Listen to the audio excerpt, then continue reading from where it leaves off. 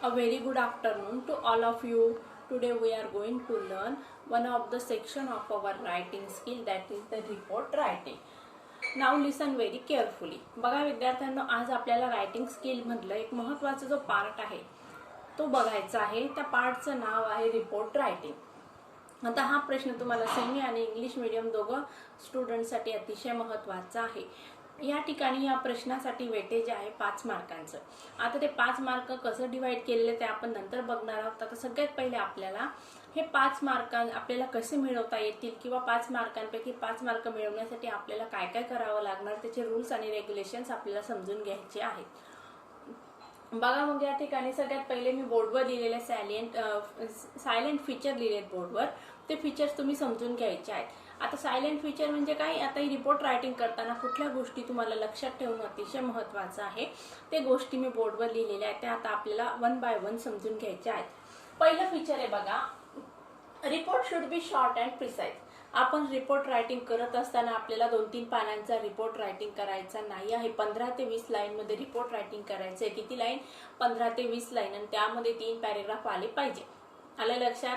Report writing मध्ये तुम्हाला 3 paragraph आणायचे आहेत किंवा 3 पॅरेग्राफ मध्ये तुमचं रायटिंग करायचं आहे आणि रिपोर्ट रायटिंग 15 ते 20 लाईन मध्ये झालं पाहिजे. दुसरं आहे बघा, only essential fact should be added. आता रिपोर्ट रायटिंग करताना आता ज्या महत्त्वाच्या गोष्टी आहेत आणि ज्या सत्य घटना आहेत त्याच आपल्याला लिहायच्या आहेत.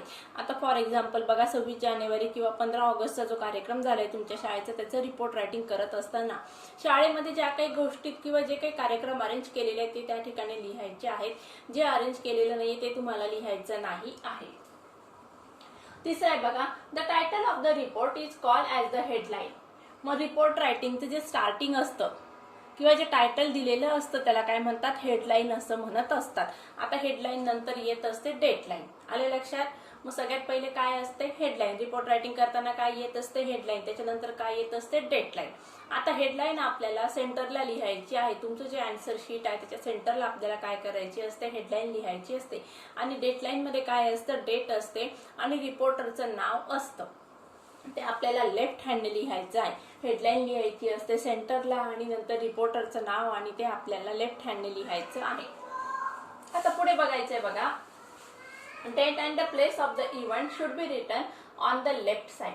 म्हणजेच डेट म्हणजे काय, आपण रिपोर्ट रायटिंग करताना कुठल्या दिवसाची ती घटना आहे आणि त्याचबरोबर कुठल्या ठिकाणी तो प्रसंग झालेला आहे ते त्या ठिकाणी लिहायचं असतं. आणि ते कुठं लिहायचं आपल्याला? On the left side. आपल्या पेपरच्या लेफ्ट साइडला म्हणजे डाव्या साइडला तुम्हाला ह्या गोष्टी लिहायच्या आहेत. आता नंतर काय लिहायचंय बघा, the first line should be the expansion of the title.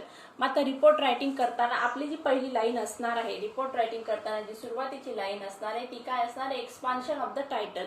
म्हणजे आपण कशाच्या संदर्भात लिहिलेलं आहे, जे टायटल दिलेलं आहे ते टायटल या ठिकाणी आपल्याला इलॉबोरेट किंवा एक्सपांड करून डिटेलमध्ये लिहायचं आहे. Next paragraph should be getting the answers to what, who, where, how. आणि आता उरलेल्या पॅरेग्राफ मध्ये काय लिहायचं? आता प्रश्न पडेल तुम्हाला बघा की पहिल्या पॅरेग्राफ मध्ये जर आपण हेडलाईन किंवा जे टायटल दिलेलं आहे त्या टायटलचं जर आपण डिटेलमध्ये एक्सप्लेनेशन करून लिहिलं तर येणाऱ्या नेक्स्ट पॅरेग्राफ मध्ये काय लिहायचं? तर येणाऱ्या नेक्स्ट पॅरेग्राफ मध्ये आपल्याला 4 प्रश्न आपल्या मनाशी विचारायचे आहे. कुठले प्रश्न बघा? हाऊ, हु म्हणजे कोण. म्हणजे या ठिकाणी बघा आता 26 जानेवारीचा प्रोग्राम आहे, मग चेअरपर्सन कोण आहेत ते लिहायचं आहे. व्हॉट कशाच्या संदर्भात कार्यक्रम होता, नंतर चेअरपर्सन यांनी कुठलं भाषण दिलं, वेअर कुठं झालेला आहे कार्यक्रम, आणि हाऊ आणि कसा झाला. हे सगळे प्रश्नांची उत्तरं तुम्हाला या 3 पॅरेग्राफ मध्ये लिहून काढायचे आहेत. मग या ठिकाणी रिपोर्ट रायटिंग करताना किती प्रश्न मनात ठेवायचे किंवा डोक्यात ठेवायचे आपल्याला? हु, व्हॉट, वेअर अँड हाऊ.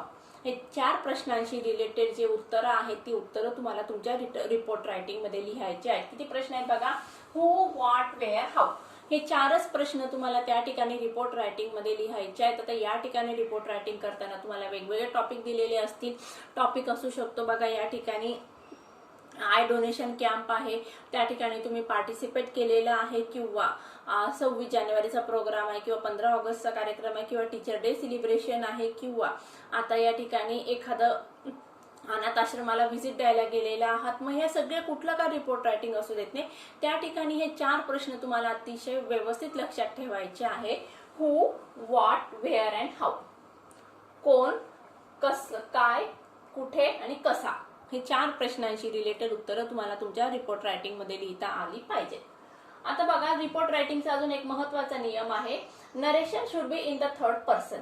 म्हणजे या ठिकाणी थर्ड पर्सन मध्ये नरेशन करायचं आहे. आय आणि वीचा वापर करायचा नाही. आले लक्षात? इट, ही, दे या ठिकाणी असे थर्ड पर्सन प्रोनाउनचा वापर करायचा आहे. नंतर बघा, पॅसिव्ह व्हॉइस कन्स्ट्रक्शन आपल्याला या ठिकाणी वापरायचं आहे. या ठिकाणी रिपोर्ट रायटिंग काय करायचं आहे, पॅसिव्ह व्हॉइस कन्स्ट्रक्शन मध्ये या ठिकाणी रिपोर्ट रायटिंग करायचं आहे. या ठिकाणी लिहायचं राहिलं ते पॅसिव्ह व्हॉइस कन्स्ट्रक्शन करायचं आहे. म्हणून म्हणजे the thief was arrested by the police. They were given awards. अशा प्रकारे या ठिकाणी आपल्याला रिपोर्ट रायटिंग करायचं आहे. The inauguration ceremony was conducted. The reader should feel as if he she were present at the time of event. आणि त्या ठिकाणी रीडर म्हणजे ज्या ठिकाणी जो रिपोर्ट रायटिंग वाचत आहे त्याला काय वाटलं पाहिजे की तो त्या ठिकाणी प्रेझेंट आहे असं त्या ठिकाणी रीडरला वाटलं पाहिजे. तर या ठिकाणी एक महत्त्वाचा पॉइंट कुठला आहे बघा, passive voice construction.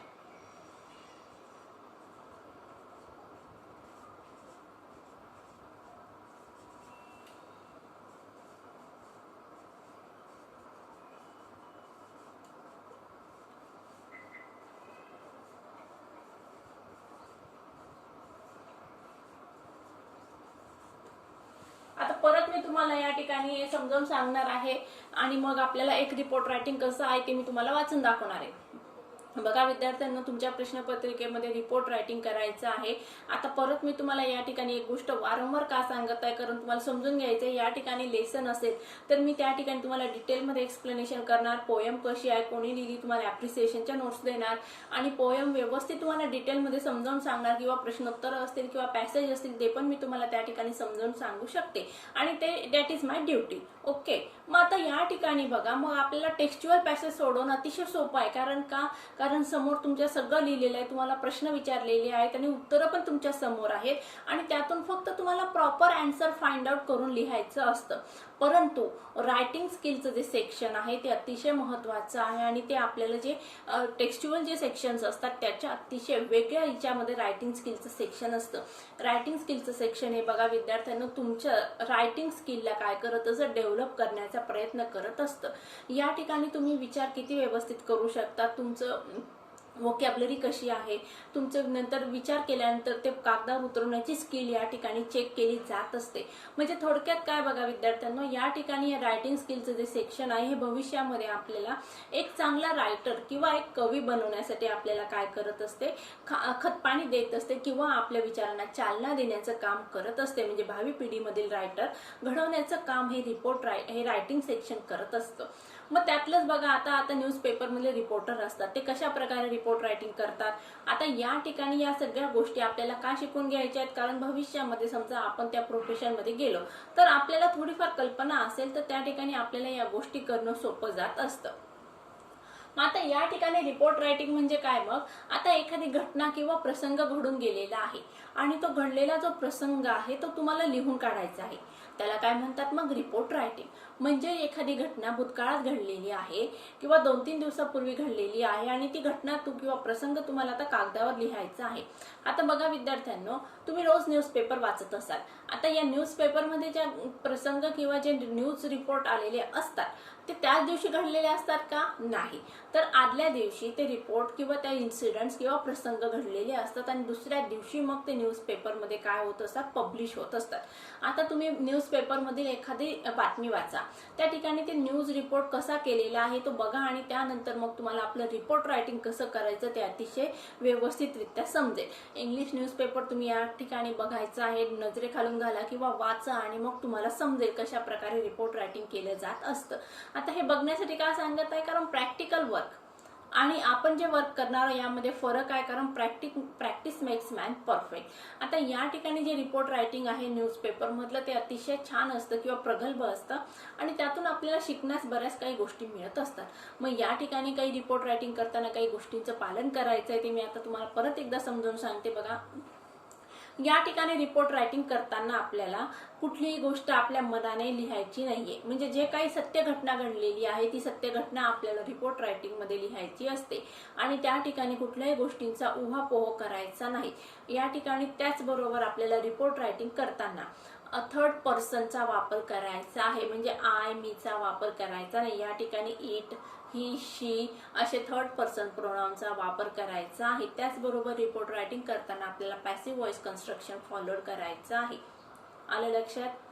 The gifts, the awards were given. Okay, अशा प्रकारे तुम्हाला थर्ड पर्सन पॅसिव्ह व्हॉइस कन्स्ट्रक्शनचा वापर करायचा आहे. आणि त्याचबरोबर बघा, रिपोर्ट रायटिंग हे तुमचं कसं असलं पाहिजे, शॉर्ट अँड प्रिसाइज. म्हणजे तुम्हाला 2-4 पानांचं रिपोर्ट रायटिंग करायचं नाही आहे. रिपोर्ट रायटिंग करताना तुम्हाला हार्डली 15 ते 20 लाईन्सचा वापर करायचा आहे आणि त्यामध्ये 3 पॅरेग्राफ असणार आहेत. पहिला पॅरेग्राफ असणार आहे तुमचा हेडलाईन. हेडलाईन म्हणजे पहिलं म्हणजे रिपोर्ट पॅरेग्राफ नाही, सॉरी. बघा, या ठिकाणी रिपोर्ट रायटिंगची जी स्टार्टिंग असणार आहे ती तुमची असणार आहे हेडलाईन. त्यानंतर येते बघा डेडलाईन आणि त्यानंतर येत असतं मग आपलं रिपोर्ट रायटिंगचं प्रेझेंटेशन. मग पहिला पॅरेग्राफ जो असतो रिपोर्ट रायटिंगचं त्याला काय म्हणत असतात, हेडलाईन. पहिलं म्हणजे रिपोर्ट रायटिंग जी स्टार्टिंग असते त्याला काय म्हणत असतात, मग हेडलाईन. आता या ठिकाणी हेडलाईन ही आपल्याला आपल्या उत्तरपत्रिकेच्या किंवा अँसर शीटच्या सेंटरला लिहायची असते. आता टायटल कसं द्यायचं आहे सगळं तुम्हाला माहिती आहे. टायटल कसं पाहिजे, प्रिसाइज पाहिजे, शॉर्ट पाहिजे, त्याचबरोबर कॅची पाहिजे. म्हणजे आकर्षक असं टायटल आपल्याला द्यायचं आहे. आणि 2-4 लाईनचं टायटल द्यायचं असतं का, नाही. आता त्याचबरोबर टायटल हे आपल्याला कसं द्यायचं आहे, सुंदर आकर्षक असं टायटल आपल्याला द्यायचं आहे. टायटल देऊन झाल्यानंतर दुसरा भाग येत असतो बघा या ठिकाणी. त्यानंतर डेटलाईन आणि डेटलाईन आणि प्लेस आणि रिपोर्टरचं नाव त्या ठिकाणी येत असतं.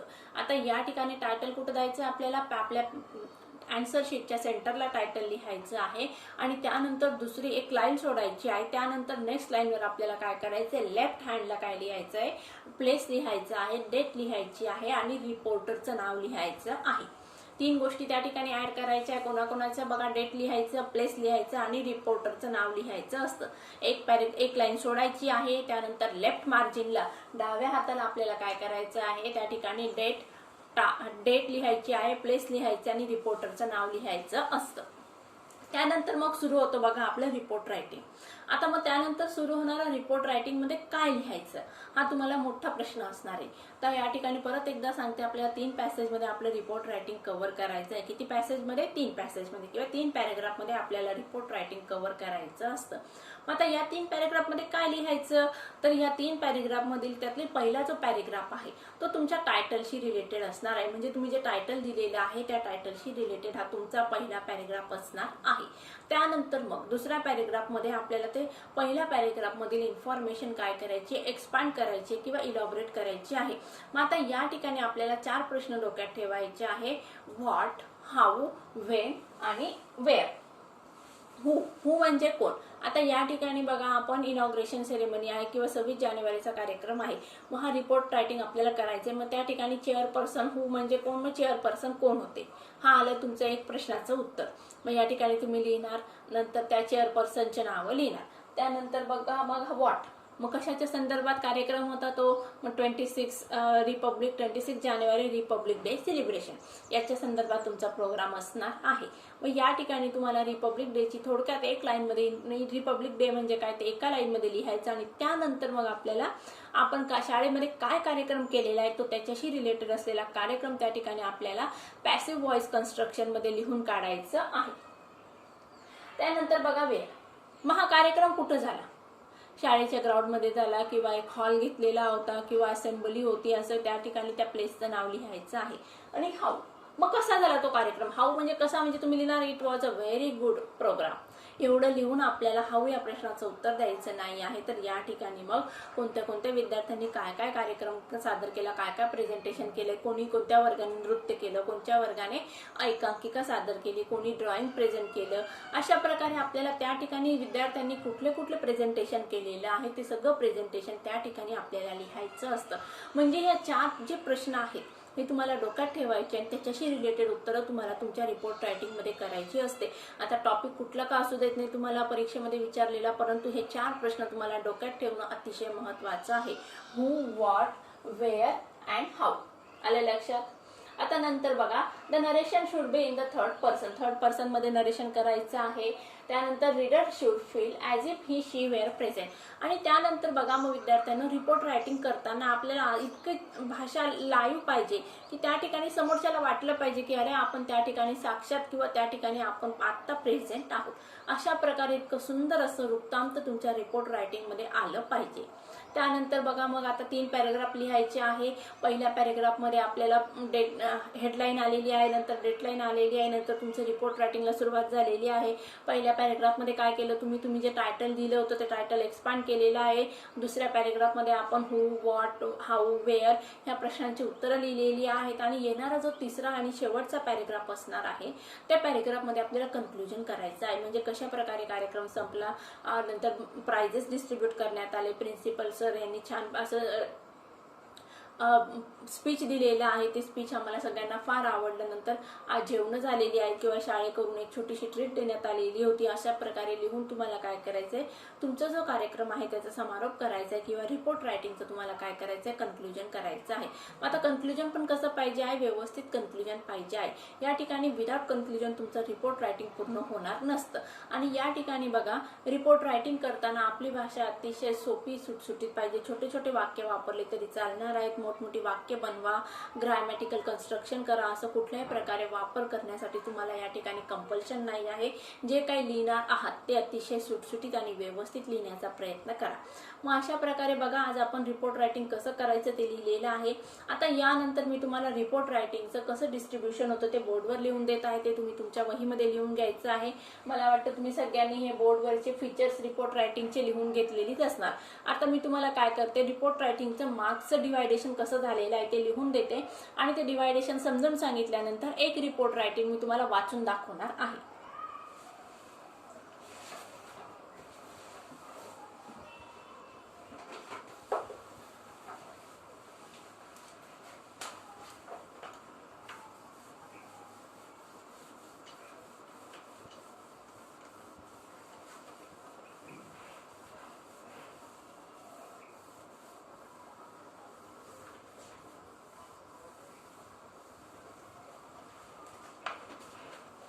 आता हे मार्कांचं डिवायडेशन कसं आहे तुम्ही पण पटकन लिहून घ्यायचं आहे.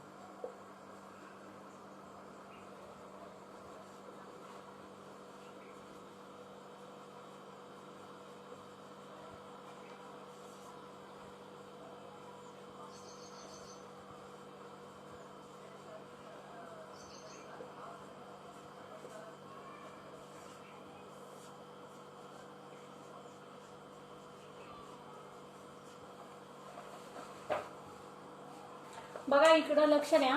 आता या ठिकाणी मी तुम्हाला रिपोर्ट रायटिंगचा मार्किंग स्कीम कशी आहे ती समजावून सांगते.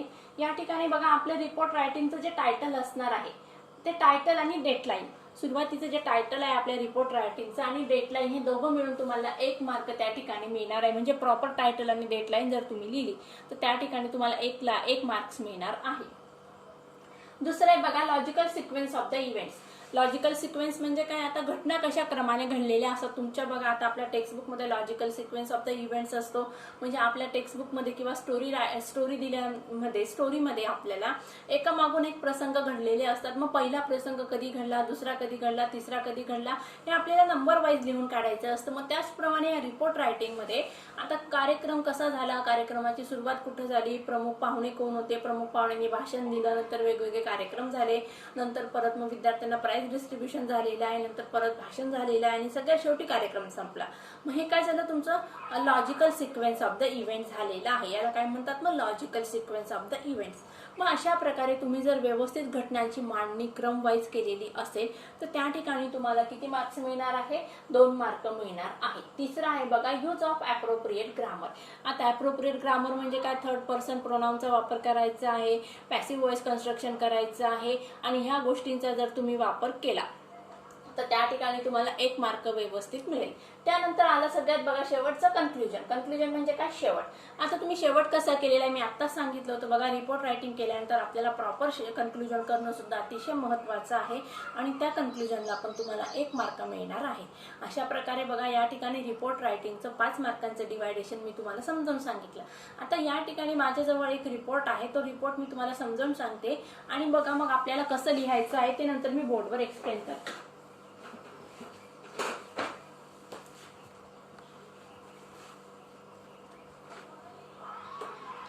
बघा या ठिकाणी, write a report on free eye checkup camp with the help of the following points. आपल्याला प्रश्न काय आलेला आहे, write a report on free eye checkup camp. मुफ्तमध्ये किंवा फुकटामध्ये काय केलं जात आहे, या ठिकाणी कुठलेही पैसे न घेता आय चेकअप म्हणजे डोळे चेक करण्याचा कॅम्प आयोजित केलेला आहे. मग या ठिकाणी आपल्याला काही पॉइंट्स पण दिलेले आहेत. अरेंज बाय, पहिला पॉइंट काय, अरेंज बाय. मग आता या ठिकाणी याची उत्तरं तुम्हाला लिहायची आहेत. शॉर्टमध्ये टॉपिक दिलेले आहेत, ते टॉपिक तुम्हाला काय करायचे, एक्सपांड करायचे आहे. दुसरा आहे बघा, help to the poor people. मग आता हा कॅम्प आयोजित करण्यामागचा उद्देश काय होता, लोकांना मदत करणे. तिसरं आहे बघा, गायडन्स ऑफ डॉक्टर्स. मग या ठिकाणी लोकांना चेक केल्यानंतर लोकांनी काय केले, डॉक्टर्स यांनी काय केलेलं आहे, तज्ञ अशा डॉक्टरांनी लोकांना सल्ले दिलेले आहेत.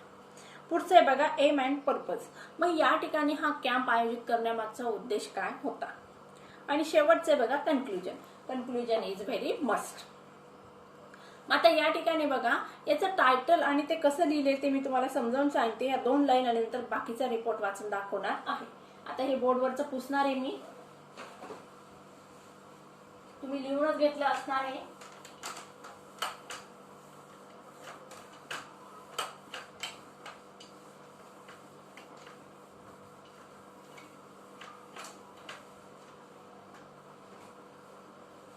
बघा आता या ठिकाणी आपल्याला टायटल लिहायचं आहे.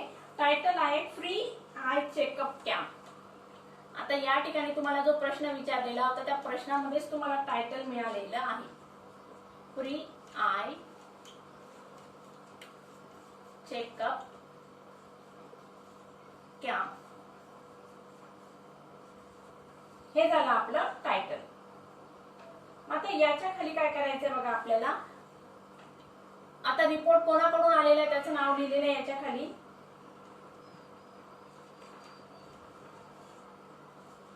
सई पाटील, स्टुडंट रिप्रेझेंटेटिव्ह किंवा स्टुडंट रिपोर्टर.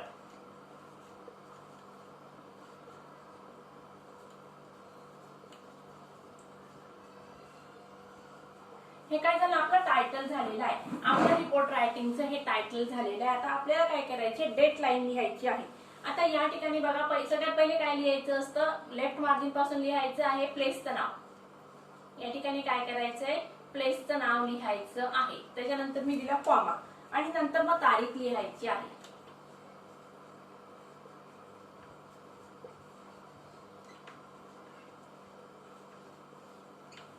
ही झाली तुमची तारीख. आणि इथून मग आपल्याला एक लाईन काय करायची, ड्रॉप करायची आहे. ही एक लाईन ड्रॉप केलेली आहे मी, परत एक लाईन ड्रॉप करायची आहे आणि लेफ्ट मार्जिन पासून इथून आपल्याला रिपोर्ट रायटिंग करायला सुरुवात करायची आहे. या ज्या लाईन्स आहेत ह्या काय असणार आहे, तुमच्या रिपोर्ट रायटिंगच्या लाईन्स असणार आहेत. आलं लक्षात. बघा मग आता रिपोर्ट रायटिंगची सुरुवात कशी करायची असते. सगळ्यात पहिले काय करायचं, आपल्याला तुमचं जे आन्सर शीट आहे ते सेंटरला काय करायचं, आपल्याला टायटल लिहायचं आहे.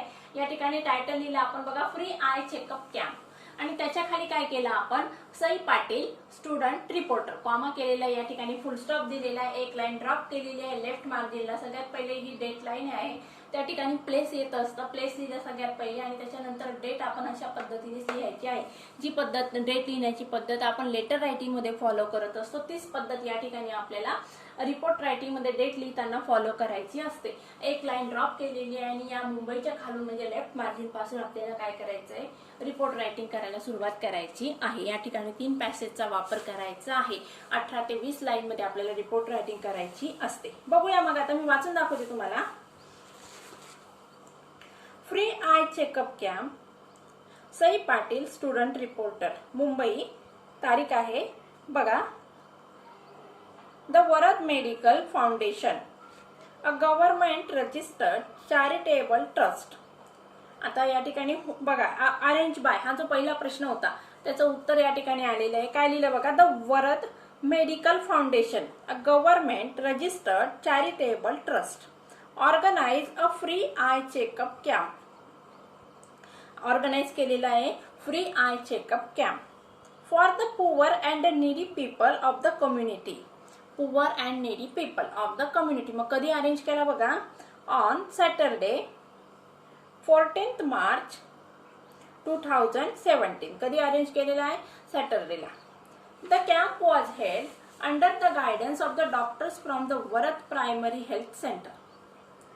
The president of the organization, Dr. R.J. Rutuja, said that the organization aimed to hold such eye checkup camps frequently, बघा, so that common people could avail of the best medical facilities at the concessional fee as a part of the social responsibility of the trust. Second paragraph आलेला आहे.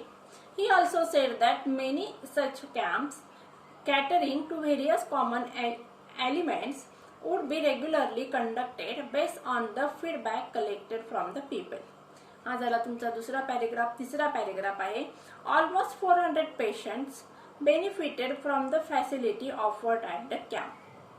अशा प्रकारे या ठिकाणी 3 paragraph मध्ये आपण report writing कसं करायचं ते शिकलेलो आहोत. या ठिकाणी रिपोर्ट रायटिंगच्या नोट्स मी तुम्हाला फॉरवर्ड करणार आहे, पण मला असं वाटतं तुम्हाला रिपोर्ट रायटिंग कसं करायचं ते समजलेलं आहे. आणि या बघा आता या ठिकाणी ही टेक्स्टबुकची किंवा नोट्सची जी भाषा आहे ती थोडी अवघड आहे, समजायला किचकट असते. या ठिकाणी तुम्ही सोप्या लँग्वेजमध्ये रिपोर्ट रायटिंग करायचं आहे.